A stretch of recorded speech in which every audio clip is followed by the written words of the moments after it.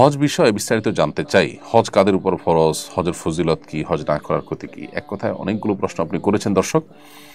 এটার উত্তরে আমরা বলতে চাই যে হজ ফরজ হবে সেই সব ব্যক্তিদের উপর যারা মুসলিম এবং সুস্থ মস্তিষ্ক সম্পন্ন, এবং তাদেরকে আল্লাহ তাআলা এ পরিমাণ আর্থিক সচ্ছলতা দিয়েছেন যা দিয়ে হজ করে এসে হজ করে আসার সময়টা তার পরিবার ভরণ পোষণ দেওয়ার ব্যবস্থা তার থাকে, এবং সেই সাথে হজ করে আসার মতো অ্যাবিলিটি থাকে।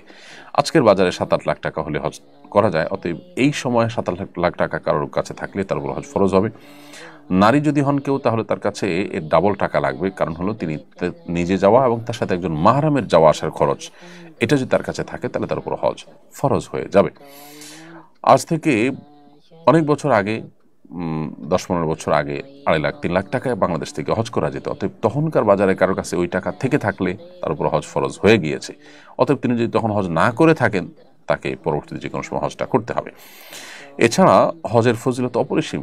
নবী সাল্লাল্লাহু আলাইহি ওয়াসাল্লাম বলেছেন, আল হাজ্জুল মাবরুর লাইসা লাহুল জাযাউ ইল্লাল জান্নাহ। একটি ভালো হজ, যে হজের মধ্যে কোনো অকল্যাণ নেই, যে হজে কোনো পাপাচার নেই, সেরকম একটি হজের বিনিময় জান্নাত ছাড়া আর কিছুই নয়। অন্য হাদিসে আসছে, নবী সাল্লাল্লাহু আলাইহি ওয়াসাল্লাম বলেছেন, মান হাজ্জা ওয়া লাম ইয়াফসুক ওয়া লাম ইয়ারফুস রাজাআ কায়াউমি ওয়ালাদাতহু উম্মুহু। যে ব্যক্তি হজ করলো এবং হজ করে কোনো গুনাহের কাজ করলো না, পাপের কাজ করলো না, এবং কোনো নারী ঘটিত অপরাধ করলো না, সে ব্যক্তি হজ করে ফিরে আসেন সদ্য ভূমিষ্ঠ হওয়া নবজাতক শিশুর মতো নিষ্পাপত্ব নিয়ে। আর যদি কেউ হজ এর সামর্থ্য রাখেন, এরপরে হজ না করেন, নবী সাল্লাল্লাহু আলাইহি ওয়াসাল্লাম তার ব্যাপারে সতর্ক করেছেন যে সে ইহুদি হয়ে কিংবা খ্রিস্টান হয়ে মরুক, তারপরে তার কোনো দায় দায়িত্ব নেই।